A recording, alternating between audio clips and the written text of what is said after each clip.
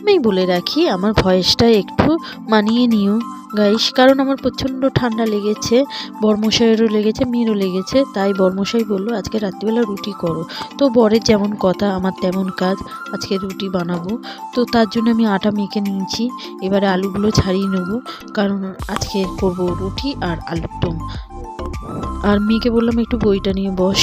তো এইদিকে আলু কেটে নেবো, জিরে আদা রসুন আর ধনে জিরে একসাথেই বেটে নেবো, আদা রসুন আলাদা করে বাটবো। এই যে বেটে নিচ্ছি।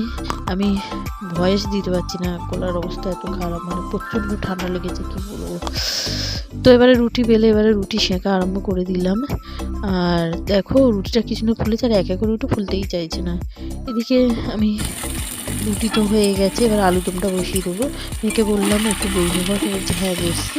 এর ফাঁকে আমি একবার চা খেয়ে নেবো।